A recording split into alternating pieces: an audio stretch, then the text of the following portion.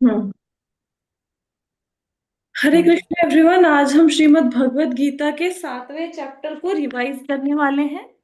जो कुछ हमने इस चैप्टर में पढ़ा अब तक, जो नए कुछ हम लोगों ने कंसेप्ट सीखे, कुछ सिद्धांत सीखे, उनके ऊपर दोबारा से चर्चा करेंगे।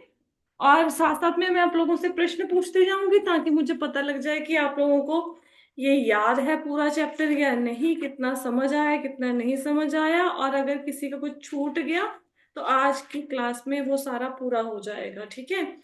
कोई श्लोक छूट गया, कुछ नहीं समझ आया तो 7वें चैप्टर का नाम क्या है, सबसे पहले बताओ। ज्ञान विज्ञान योग। भगवत ज्ञान। ज्ञान विज्ञान योग। बाकी लोग ना अपना लिख के चैट बॉक्स में उत्तर दे सकते हैं। ठीक है? मतलब चैट बॉक्स में भी लिख के उत्तर दे सकते हो। ठीक है? ओके।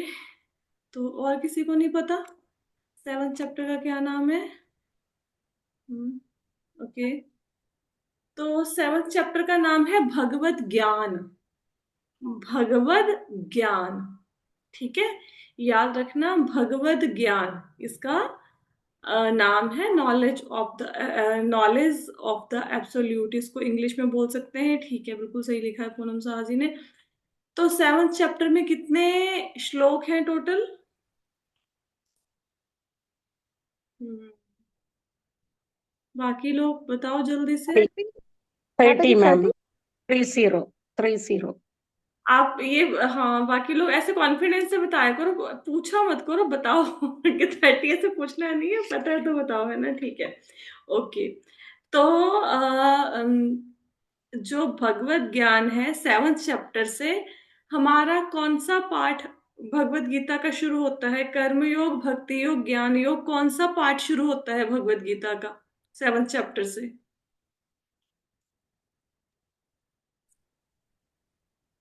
3 थे ज्ञान ना? योग। भक्ति योग। भक्ति योग। हाँ, 3 पार्ट हैं भगवत गीता के, कर्म योग, ज्ञान योग और भक्ति योग। और 7th चैप्टर से भक्ति योग स्टार्ट होता है। और कहाँ तक चलेगा भक्ति योग? कौन से चैप्टर तक चलेगा? 14। 12th तक। 12 तक चलेगा, 6 to 12। भारत भारत। ठीक है? 12 हाँ। तक भक्ति योग का ही वर्णन होगा। ठीक है? ओके। चलो। तो यहाँ पे भगवान कृष्ण पहले श्लोक से स्टार्ट करते हैं। तो फर्स्ट श्लोक में भगवान कृष्ण ने बताया कि लास्ट, जब 6th चैप्टर का लास्ट श्लोक था, उसमें भगवान ने बताया कि योग के बारे में बता रहे थे ना भगवान, ध्यान योग के बारे में। तो भगवान ने हठ योग, अष्टांग योग सब कुछ बताया अर्जुन को। और फिर भगवान ने बताया कि जो सबसे उत्तम है वो है भक्ति योग। तो 7th चैप्टर में भगवान अर्जुन को बता रहे हैं। अर्जुन ने पूछा नहीं कि भक्ति योग कैसे करते हैं, भगवान खुद से आंसर दे रहे हैं, है ना? क्योंकि भक्ति योग का महत्व ही इतना है, भगवान खुद उसका आंसर दे रहे हैं ताकि हम सब लोगों को भी पता लगे। तो भगवान बताते हैं अर्जुन को कि अर्जुन, किस प्रकार तुम अपना मन मुझ में लगाओ और किस प्रकार योग करते हुए तुम मुझे जानो, ये तुम्हें मैं बताऊंगा अभी। ठीक है? तो भगवान फर्स्ट श्लोक में अर्जुन को बोलते हैं कि कैसे मुझ में मन को लगाना है, कैसे भक्ति योग का अभ्यास करना है, ये अब मैं तुम्हें बताऊंगा। ठीक है? फिर सेकंड श्लोक में भगवान ने बोला कि अर्जुन, मैं तुम्हें वो ज्ञान दूंगा। मतलब ज्ञान और विज्ञान दोनों चीजें भगवान दे रहे हैं अर्जुन को, ज्ञान भी और विज्ञान भी। हाँ। और कहते इस ज्ञान को जानने के बाद तुम्हारे लिए कुछ भी जानना शेष नहीं रह जाएगा। ये इतना सर्वोच्च ज्ञान है कि जिसने इसको सुन लिया, समझ लिया, उसके लिए संसार में कुछ भी और जानना शेष नहीं रह जाएगा। तो ज्ञान मतलब जो हम लोगों ने कहीं से सुना, है ना, कुछ पढ़ा। और भगवान के विषय में ज्ञान की बात हो रही है, संसारिक ज्ञान की बात नहीं हो रही है। और विज्ञान मतलब जो हृदय में प्रकट हुआ, जिसकी अनुभूति हुई। हम्म मतलब सिर्फ सुनना नहीं है, उसको रियलाइज भी करना है। जैसे कोई आपको बोल दे कि सच बोलना चाहिए, ये ज्ञान हो गया। अब आप सच बोलना शुरू भी कर दो, ये सुनने के बाद वो विज्ञान हो जाएगा, उसकी प्रैक्टिकल वो इम्प्लीमेंटेशन। ठीक है? फिर भगवान कहते हैं, अब अर्जुन प्रश्न कर सकता है कि भगवान, भगवान पहले बताते हैं कि अर्जुन, करोड़ों में से कोई ऐसा एक ही मनुष्य है जो सिद्धि के लिए प्रयास करता है। सिद्धि मतलब ये जानने का प्रयत्न करता है, मैं कौन हूँ, कहाँ से आया हूँ, और मेरा असली घर क्या है, मैं जन्म मृत्यु के चक्कर में कब से फंसा हुआ हूँ, मुझे वहां से निकलना है। तो करोड़ों मनुष्यों में से कोई ही ऐसा मनुष्य, विरला ही ऐसा होता है जो इस ज्ञान को प्राप्त करने की कोशिश करता है। और इनमें से भी जो व्यक्ति, अब करोड़ों में से सपोज करो 100 व्यक्तियों ने शुरू किया कि भी मैं ब्रह्म जिज्ञासा करी, मैं कौन हूँ, कहाँ से आया हूँ, मृत्यु के बाद कहाँ जाऊंगा, मेरा असली घर क्या है, ये ब्रह्म जिज्ञासा करी, भगवान क्या है, मैं भगवान को कैसे पा सकता हूँ। तो प्रयत्न जो कर रहे हैं, जरूरी नहीं कि सबको सिद्धि मिले, है ना। तो जितने प्रयत्न कर रहे हैं उनमें से भी कुछ को ही सिद्धि मिलती है। कुछ ही लोग ऐसे होते हैं जिनको सिद्धि प्राप्त होती है और जो वास्तव में भगवान को जान सकते हैं। तो ये श्लोक भगवान ने क्यों बोला कि अर्जुन कह सकता है कि भगवान, अगर ऐसी कोई दिव्य नॉलेज है जिसको जानने के बाद कुछ भी जानना शेष नहीं रह जाता, तो सब लोग इस नॉलेज को ग्रहण क्यों नहीं कर लेते, सब लोग जान क्यों नहीं लेते इस ज्ञान को। तो भगवान कहते हैं कोई प्रयास ही नहीं करता, और प्रयास करता है तो कोई जान नहीं सकता। ये कारण है। फिर चौथे श्लोक पे आए जिसमें भगवान अपनी प्रकृति का वर्णन करते हैं। कौन सी प्रकृति, कितनी प्रकृति का वर्णन करेंगे भगवान यहाँ पे, कितनी शक्तियों का वर्णन करेंगे? 7 माता जी, दो शक्तियों का परा भगवान। और अपरा। हाँ, हरा और अपरा। अच्छा, अपरा प्रकृति बनती है, ये चलो ये तो सामने लिखा ही हुआ है, पृथ्वी जल अग्नि वायु आकाश मन बुद्धि अहंकार से। ये जो 8 तत्व हैं जिनसे अपरा प्रकृति बनती है, पृथ्वी जल अग्नि वायु आकाश और मन बुद्धि अहंकार, इनमें से स्थूल तत्व कौन से हैं, ग्रॉस एलिमेंट्स कौन से हैं? माता जी, ये पांच। पृथ्वी जल पांच अग्नि वायु। भूमि। और सूक्ष्म कौन से हैं? मन बुद्धि अहंकार। बुद्धि अहंकार। मन बुद्धि अहंकार। अच्छा, अपरा प्रकृति को और क्या कहा जाता है?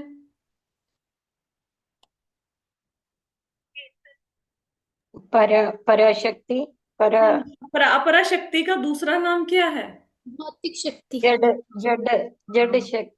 यस, भौतिक शक्ति, जड़ शक्ति। ये ना अपरा प्रकृति को कहते हैं, इंफीरियर एनर्जी भी कहते हैं इंग्लिश में इसको। ये अपरा है, ये जड़ है, क्योंकि ये पृथ्वी जल अग्नि वायु आकाश मन बुद्धि अहंकार ये जड़ है।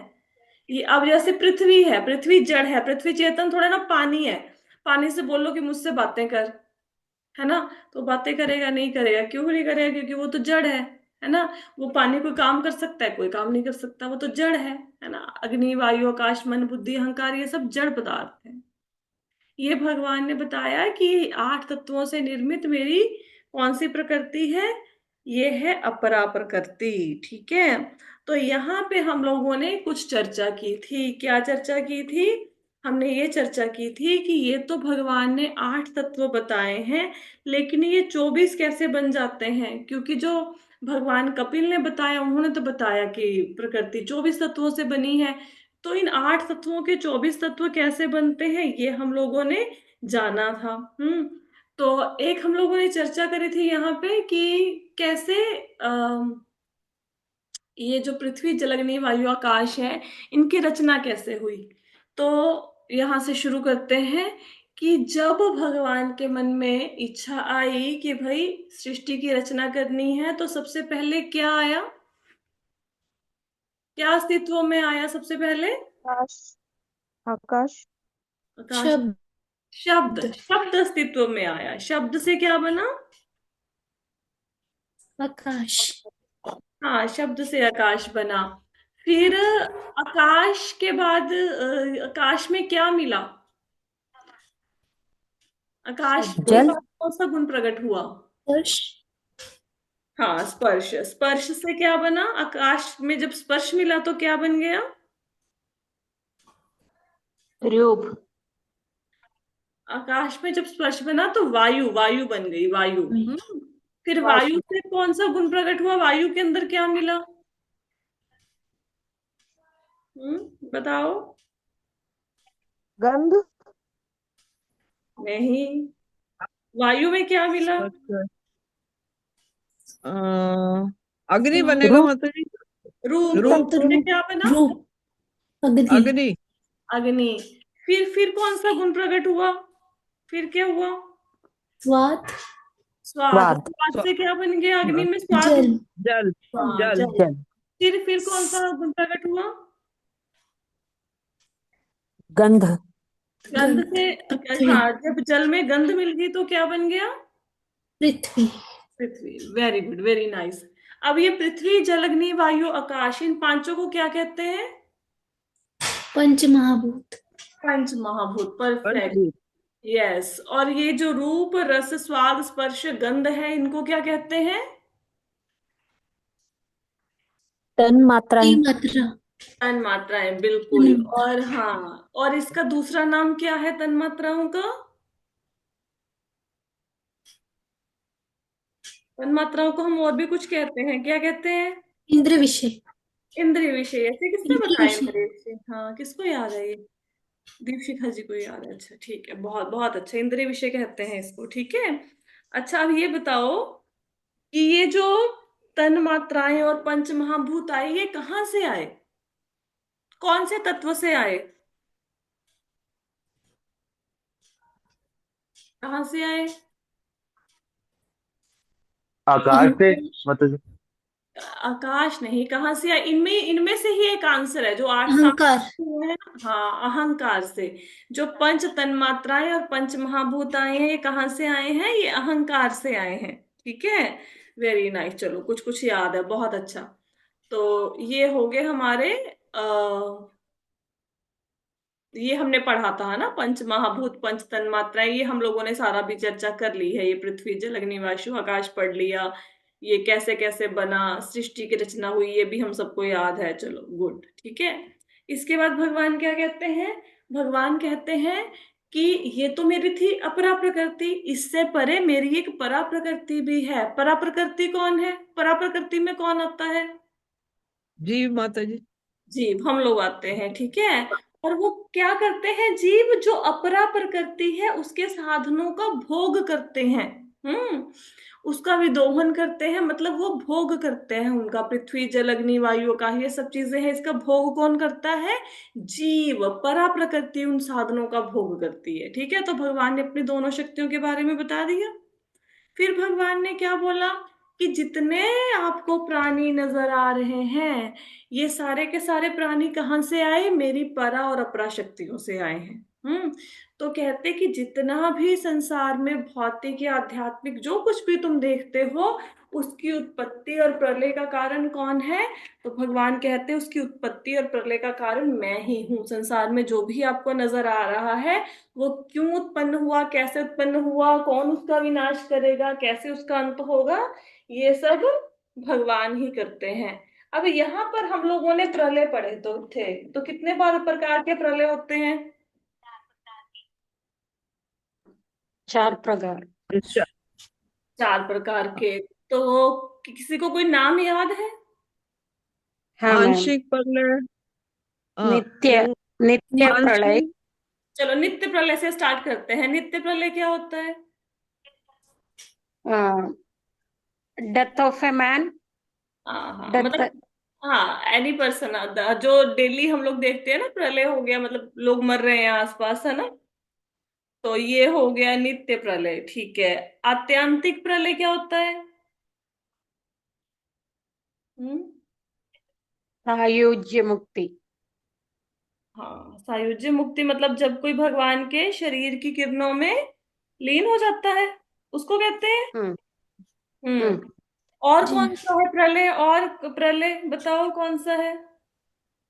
जब जब महायुग खत्म होता है और एक फिर ब्रह्मा न्यायमितिक जी का प्रलय।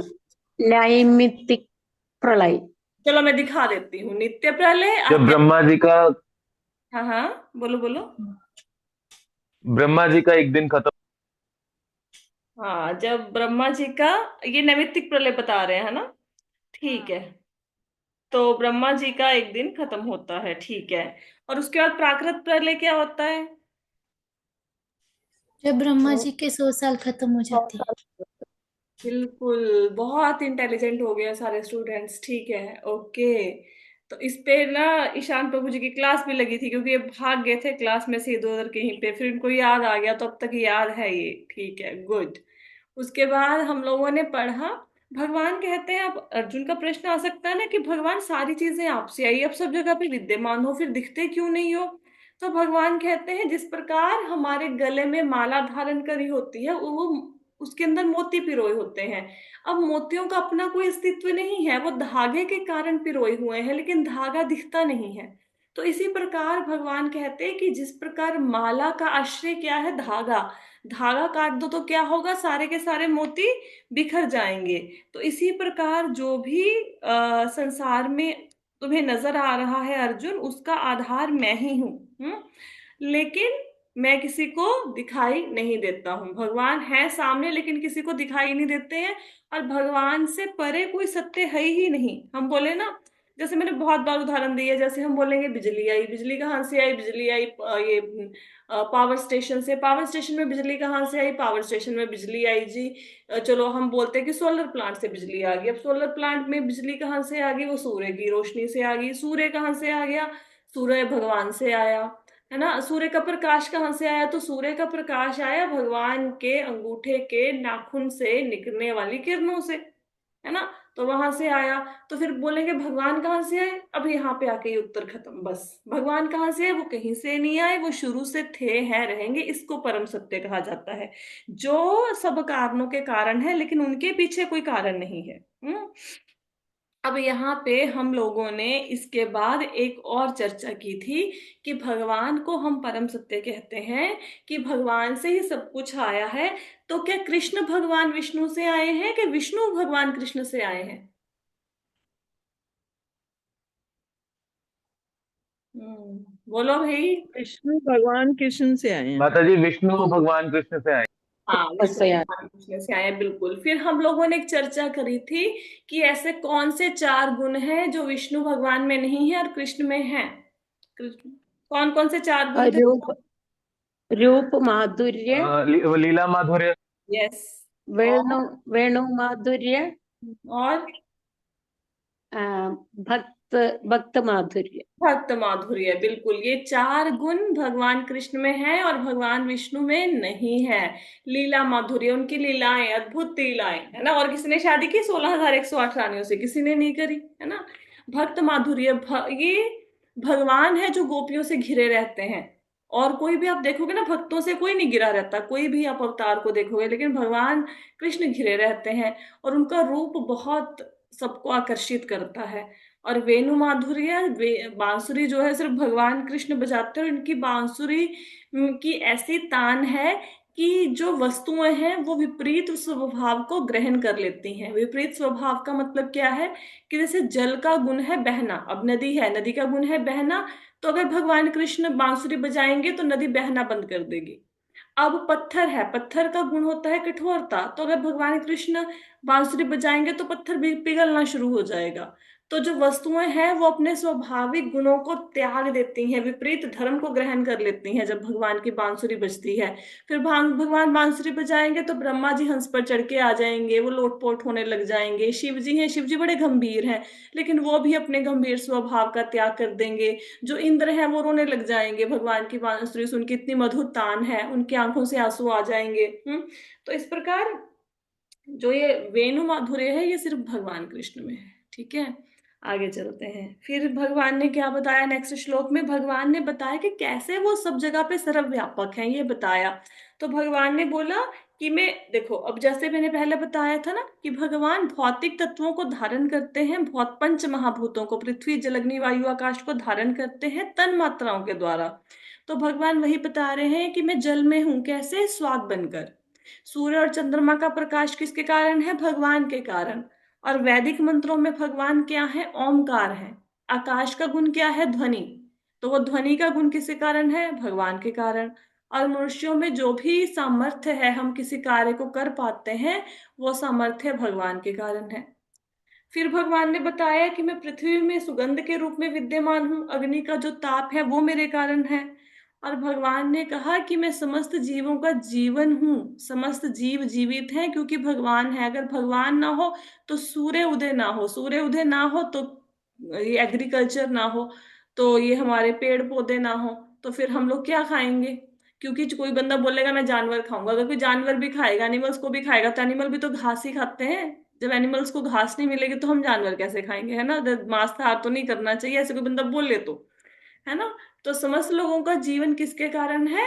भगवान के कारण। अब चंद्रमा है, चंद्रमा का क्या कार्य है? वो पोषण प्रदान करता है। वो जो जितनी भी फल और सब्जियां आप खाते हो उनमें रस होता है, फलों में सब्जियों में, वो रस कहाँ से आता है? वो चंद्रमा के कारण आता है। तो अगर चंद्रमा ना हो तो ये रस खत्म हो जाएगा, और चंद्रमा को रस प्रदान करने की शक्ति किसने दी? भगवान ने दी। और तपस्वियों में भगवान क्या है? तप है। फिर 10वें श्लोक में भगवान ने बताया कि मैं समस्त जीवों का आदि बीज हूं। आदि बीज का मतलब ये है कि सब जीव भगवान से आए हैं, लेकिन भगवान खत्म नहीं होते। जैसे आम का पेड़ है, उसका बीज लगाओगे तो जब वो पेड़ बन जाएगा बीज खत्म हो जाएगा, लेकिन ऐसा नहीं कि हम सब लोग जीव भगवान से निकले हैं तो भगवान खत्म हो गए, बीज छोटा रह गया, ऐसा नहीं है।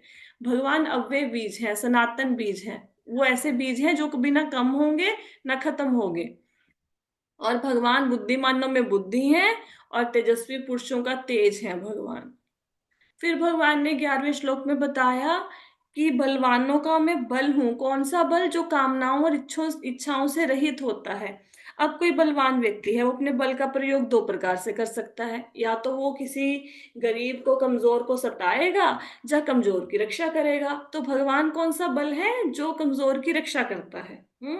और फिर भगवान कहते हैं मैं वो काम हूं जो धर्म के विरुद्ध नहीं है। मतलब अगर कोई संतान उत्पत्ति के लिए काम का सहारा लेता है तो वो ठीक है। संतान भी कौन सी? जो भगवत भक्त बने। ठीक है, तो ये बताया भगवान ने।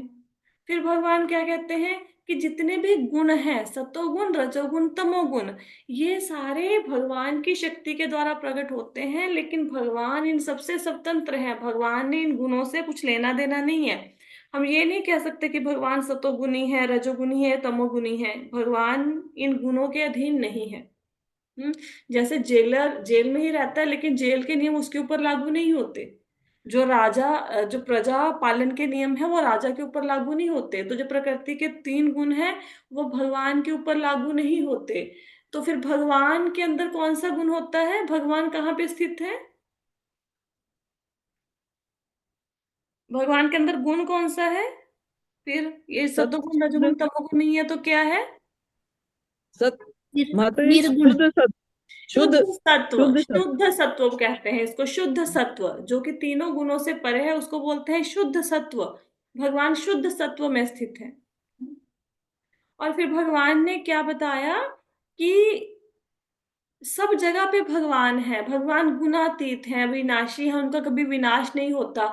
फिर सब लोग भगवान को जान ही क्यों नहीं पाते? क्योंकि सारा संसार सतो रजो तमो गुण के द्वारा मोहग्रस्त हो गया है। तो मोहग्रस्त होने के कारण लोग भगवान को नहीं जानते। अब तमोगुणी व्यक्ति है, तमोगुणी व्यक्ति आलस्य में पड़ा हुआ है। रजोगुणी व्यक्ति पैशन के मारे सामान इकट्ठा करने में लगा हुआ है, चीजों को जोड़ने में लगा हुआ है। सतुगुणी व्यक्ति वो शांत होके बैठा है। जरूरी नहीं कि सतुगुणी व्यक्ति हो फिर भी वो भगवान को जानने का प्रयास करे, है ना? तो इन तीनों गुणों ने हमें मोहित कर लिया है, इसलिए हम भगवान को नहीं जान पाते। फिर भगवान ने क्या बताया कि जो मेरी माया है, ये सतो रजो तमो गुण जो है, इनको पार करना बहुत कठिन है, कोई इसको पार नहीं कर सकता। लेकिन जो मेरी शरण लेगा वो इन तीनों गुणों को पार कर जाएगा। जो मेरी माया है उसको पार कर जाएगा। कैसे? भगवान की शरण ग्रहण करके। तो यहाँ पे एक प्रश्न आया था कि क्या देवताओं की शरण ग्रहण करने से, या ब्रह्मा, शिव जी, किसी की शरण ग्रहण करने से, इंद्र, चंद्र इत्यादि की शरण ग्रहण करने से क्या माया को से पार हुआ जा सकता है? नहीं माता जी, क्यों हम्म नहीं क्योंकि किया वो जा खुद सकता भी इससे माया? प्रभावित रहते हैं। हाँ, क्योंकि खुद ही माया से प्रभावित रहते हैं। तो यहाँ पे हम लोगों ने 2 एग्जाम्पल्स ली थी। किस किस की ली थी हमने बताने के लिए? कौन मोहित हो गए से माया से? ब्रह्मा जी और शिव जी भी। शिव जी किसके ऊपर आकर्षित हो गए थे? मोहिनी रूप पे। मोहिनी, मोहिनी मोहिनी रूप रूप के ऊपर। ब्रह्मा जी किसके ऊपर आकर्षित हो गए थे? अपनी और बेटी जब पे। ठीक है, तो ये हमने एग्जाम्पल्स ली थी। ठीक है, तो भगवान शिव शंकर यहाँ पे कह रहे हैं पार्वती को कि जब मैं ही माया के प्रभाव में आ गया, माया के द्वारा भ्रमित हो गया, तो बाकी लोगों को क्या कहा जाए जो पूरी तरह से माया पे निर्भर है, जिनके ऊपर सतोगुण रजोगुण तमोगुण ने अपना प्रभाव डाल रखा है, उनके बारे में क्या कहा जाए। फिर हम लोगों ने पढ़ा, भगवान ने बताया 4 प्रकार के लोगों के बारे में जो भगवान की शरण में नहीं जाते। वो 4 लोग कौन से हैं जो भगवान की शरण में नहीं जाते? मूर्ख, हम्म। अज्ञानी, हम्म। अधर्मी, हाँ, अहंकारी, नराधम नराधम। अहंकारी, और अहंकारी तो अहंकार जिसमें। नहीं नहीं, जो नासिक प्रकृति को धारण करने वाले हैं। तो 4 लोग कौन से? दुष्कृति, मूढ़, नराधम और माया अपहृत ज्ञाना। मतलब जो मूर्ख हैं, जो नराधम हैं, जिनका ज्ञान माया ने हर लिया है, और जो नास्तिक हैं, ये 4 लोग भगवान की शरण में नहीं जाते। तो 4 लोग जो भगवान की शरण में जाते हैं वो कौन से हैं?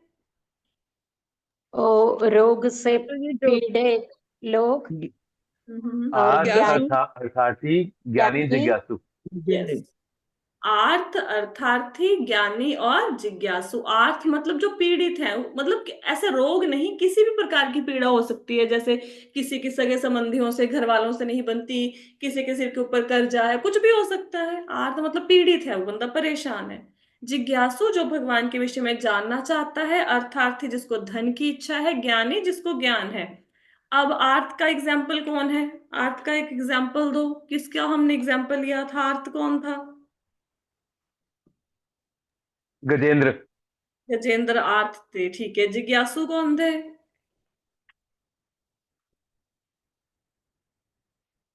द्रौपदी भी आर्थ थी जब उनका वस्त्र हरण हुआ, चीर हरण हुआ, है ना। और जिज्ञासु कौन थे?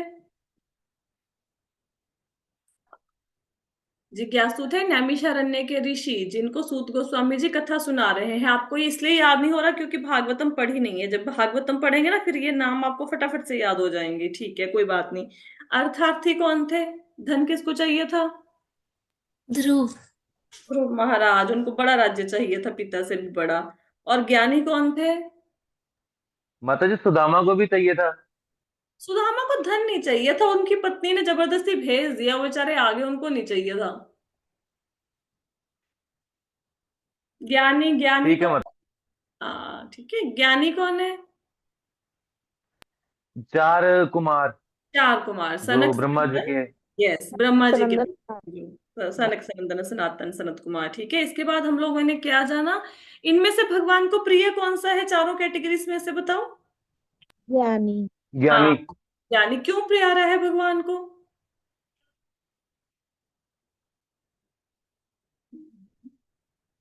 बोलो बोलो जल्दी से, ऑनलाइन वाले बोलो, क्यों प्यारा है ज्ञानी? क्योंकि वो उसको लोग भौतिक चीजें नहीं भगवान, चाहिए। हाँ, उसको और वो तो कोई चीज नहीं धीरे चाहिए, धीरे सिर्फ ज्ञान से वो भगवान भक्ति चाहिए। में भी जा सकते। हम्म। तो इसका भगवान की मतलब, शक्ति में हाँ, शुद्ध भक्ति में लगे, उनको सांसारिक चीजें नहीं चाहिए। अच्छा, इसका मतलब क्या है? बाकी 3 भगवान को प्यारे नहीं है? बाकी प्यारे प्यारे हैं जो, बट कम प्यारे। वो भी भगवान को प्यारे हैं, लेकिन ज्ञानी थोड़ा सा ज्यादा प्यारा है, ठीक है। ओके, यही माता जी भगवान में। थोड़ी इच्छा रहती है, ज्ञानी की इच्छा नहीं रहती, वो निष्काम ज्ञानी की इच्छा होते नहीं है, लेकिन अगर बाकी लोग भी भगवान की शरण में जाएंगे, जैसे आर्थ, जिज्ञासु, अर्थार्थी, भगवान उनकी इच्छाओं को पूरी करेंगे और फिर अपने लिए भक्ति उनके मन में पैदा कर देंगे, ठीक है। ठीक है, उसके बाद भगवान ने बताया कि लोग देवताओं की पूजा करते हैं। क्यों करते हैं देवताओं की पूजा? जल्दी फल पाने के लिए। हाँ, उनकी इच्छाएं होती हैं इमीडिएट बहुत सारी। डेथ यस, पे, हाँ, कि मेरी इमीडिएट इच्छाओं, रिजल्ट। हाँ, इच्छाएं पूरी हो जाएं, ठीक है। तो जो देवता, अगर मेरे मन में आए कि मैंने गणेश जी की पूजा करनी है, तो गणेश जी के लिए मेरे मन में श्रद्धा कौन उत्पन्न करेगा? भगवान कृष्णा, कृष्ण। भगवान कृष्ण। भगवान ये कृष्ण। बताया गया है कि 20वें श्लोक में कि जिनकी भौतिक इच्छाओं ने बुद्धि हर ली है, वो देवताओं की पूजा करते हैं, लेकिन देवताओं में भी जो श्रद्धा है वो भगवान ही पैदा करते हैं। क्यों पैदा करते हैं श्रद्धा? ताकि कम से कम इंसान के अंदर सद्गुणों का विकास हो जाए, अच्छे गुणों का विकास हो जाए, ठीक है। उसके बाद क्या कहते हैं? अच्छा, कि आपने गणेश जी से मांगा कि मुझे बड़ी गाड़ी चाहिए, गणेश जी ने दे दी, तो क्या वो अपने आप दे देंगे? नहीं माता जी, वो तो तो भगवान की मर्जी हाँ, से ये ही होगा। सारे लाभ 22वें श्लोक में हाँ, 22वें श्लोक में भगवान ने बताया कि जो देवताओं की पूजा करते हैं, देवता उनको जो चीजें देते हैं वो भगवान ही प्रदान करते हैं, देवता बीच में मीडियोकर है ना। ठीक है, फिर भगवान ने क्या बताया, क्या डिफरेंस है जो देवताओं के द्वारा मिलता है और जो भगवान देते हैं। देवताओं के फल क्षणिक होते हैं, टेम्परेरी होते हैं, भगवान के फल टेम्परेरी। सीमित होते हैं, तो इसका आ, कम होता है। कम होता है। बस तो फिर भगवान भगवान जो देते परमानेंट होते हैं। परमानेंट होता है, क्योंकि भगवान अपना धाम दे देते हैं और धाम में जाके तो फिर वहां पे दुनिया में आने की जरूरत नहीं कुछ मांगने की। फिर भगवान ने बताया कि कुछ लोग अज्ञानी समझते हैं कि पहले मेरा कोई रूप नहीं था, पहले मैं निराकार था, कोई ज्योति थी मैं, और बाद में मैं कृष्ण बन गया। लेकिन भगवान कहते हैं ऐसा नहीं है, मैं शुरू से भगवान आदि पुरुष के रूप में थे, कृष्ण के रूप में ही है। और भगवान कहते हैं मैं मूर्खों के समक्ष अपने आप को प्रकट नहीं करता हूँ। क्यों? क्योंकि जो मूर्ख लोग होते हैं वो भगवान के ऊपर विश्वास नहीं करते हैं, और उनका ज्ञान मतलब भगवान सब कुछ जानते हैं, उनका ज्ञान तो माया ने ढक लिया है, मूर्खों के समक्ष भगवान अपने आप को प्रकट नहीं करेंगे। फिर भगवान क्या बताते हैं कि मैं सब कुछ जानता हूँ, प्रेजेंट पास्ट फ्यूचर सब कुछ जानता हूँ, लेकिन मुझे कोई नहीं जानता। क्यों नहीं जानता? क्योंकि माया ने ज्ञान को ढक लिया, किसके द्वारा? इच्छा और घृणा के द्वारा। इच्छा और घृणा ने सारे ज्ञान को ढक लिया, जीव मोहग्रस्त हो गया। अब मोह हटेगा कैसे? जब पूर्व जन्म के पाप कर्मों का नाश हो जाएगा, पुण्य कर्म उदित हो जाएंगे, तो ये जो मोह के धागे हैं ये टूट जाएंगे, और फिर इंसान भक्त जो है भगवान की शरण ग्रहण करेगा। ठीक है। और उससे होगा क्या? भगवान की शरण ग्रहण करने से, भगवान की सेवा करने से भक्त जन्म मृत्यु के चक्कर से मुक्त हो जाएगा। और जो जन्म मृत्यु के चक्कर से मुक्त होने के लिए यत्नशील है वही भगवान की शरण ग्रहण करते हैं और भगवान को जान पाते हैं। फिर भगवान ने क्या किया? भगवान ने यहाँ पे तीन बातों का वर्णन किया, आदि देव, आदि भूत और आदि यज्ञ। हाँ, तो भगवान कहते हैं कि जो यह जानता है कि मैं जगत का, देवताओं का, यज्ञ विधियों का नियामक हूँ, कंट्रोलर हूँ, वही मुझे भगवान के रूप में याद कर सकते हैं मृत्यु के समय। अब हमें ये शब्द अभी नहीं समझ आ रहे, आदि भूत, आदि देव, आदि यज्ञ क्या होते हैं, तो यही प्रश्न अर्जुन करेगा नेक्स्ट चैप्टर में, 8th चैप्टर में। ठीक है, तो वहां पे हमें इन प्रश्नों के उत्तर मिलेंगे। कि आदि देव, आदि यज्ञ, आदि भूत क्या होते हैं। अब सबको ये चैप्टर समझ आ गया अच्छे से? जी यस माता जी। जी मत मैम। तो नेक्स्ट टाइम से मैंने ये सोचा है कि जब चैप्टर एक बार कंप्लीट हो जाया करेगा ना, तो हम उसको रिवाइज किया करेंगे, क्योंकि हाँ फिर माता जी, बहुत बढ़िया, बहुत अच्छा है, ये हाँ रिवीजन हो जाए। ओके, इकट्ठे करने से पूरा मालूम होता है मैम। रिवाइज करो, ताकि किसी के पास अब समय ना भी हो कि मैं तो पूरा का पूरा रिकॉर्डिंग नहीं सुन सकता, 10-15 रिकॉर्डिंग, तो कम से कम वो रिवीजन सुन लेंगे तो कुछ ना कुछ उनको ज्ञान हो जाएगा। ठीक है, तो अब हम क्या करेंगे? अब हम 8th चैप्टर स्टार्ट करेंगे मंडे से। ठीक है, किसी का कोई प्रश्न है 7th चैप्टर को लेके, कुछ ना समझ आया हो? हाँ जी माता जी, माता जी, ये मैंने जो आज पूछना था। रिकॉर्डिंग हुई है, हाँ इसका जी, क्या टाइटल दोगे आप? ये जो मैं आज रिकॉर्डिंग रिवीजन हो रही है। रिवीजन दे दूंगी, रिवीजन ऑफ 7th चैप्टर हाँ, रिवीजन। रिवीजन दे देना आप, जिससे अलग हो जाए ना ये। हाँ हाँ, मैं रिवीजन दे दूंगी। ठीक है, समरी लिख देना या समरी, हाँ समरी लिख दूंगी मैं। ठीक है, और ईशान प्रभु जी आपका क्या प्रश्न है, बताइए हाँ जल्दी जी से। माता जी, मैंने पूछना था। माता जी, जैसे कई गुरुज हैं कि वो कहते हैं कि तुम मेरी पूजा करो। वो ज्ञान तो वही देते हैं कि अहंकार को त्याग करो, मोह से दूर रहो, पर वो देखो कहते हैं मेरी पूजा करो, उनका हाँ, क्या जो होगा? जो गुरु होते हैं जो ये कहते हैं कि मेरी ही पूजा करो, जो भगवान तक आपको नहीं भेजते, अपनी ही पूजा में फंसा के रख देते हैं, वो सच्चा गुरु नहीं है। सच्चा गुरु कौन होता है? जो सच्चा गुरु भगवान कृष्ण के साथ आपको जोड़ने की एक कड़ी है। लेकिन अगर गुरु खुद की ही पूजा करवाए और ये ना बताए, आप कभी ना उनको पूछना, जो ऐसे गुरु होते हैं उनके भक्तों को पूछना कि बताओ भगवान कौन है, उनके भक्तों को पता ही नहीं, क्योंकि गुरु ने कभी बताया ही नहीं। तो ऐसे छंद गुरुओं का सहारा नहीं लेना है। इसलिए कहा जाता है गुरु धारण करने से पहले बहुत ज्यादा देख परख लो गुरु को। सिर्फ इस्कॉन एक ऐसा मतलब संस्था है, यहाँ पे दीक्षा के साथ शिक्षा भी दी जाती है, अदरवाइज बाकी जगह पे सिर्फ दीक्षा दे देंगे, शिक्षा कोई नहीं देता, समझाता कोई नहीं है करना क्या है ना। तो गुरु धारण करने से पहले थोड़ा ध्यान हाँ जी रखो। माता जी, वो तो जैसे कृष्ण भगवान को भी कहते हैं कि वो ना एक गुरु के रूप में ही आए थे। जैसे मैं हूं ना नहीं आपका है, भगवान, वो भी एक मेरी तरह ही थे। वही, ऐसे बहुत लोग हैं, इसीलिए तो भगवत गीता की क्लासें लगाई जा रही हैं, ताकि आप लोग समझो कि कृष्ण ही भगवान है। अब इतना ज्ञान सुनने के बाद ऐसा नहीं कि हम हवा में बातें कर रहे हैं, हम शास्त्रों के आधार पर बता रहे हैं। भगवत गीता में भगवान कह रहे हैं कि मैं ही भगवान हूं, है ना। हाँ जी माता जी, एक और प्रश्न है मेरा। हम्म। माता जी, जैसे राम भगवान है,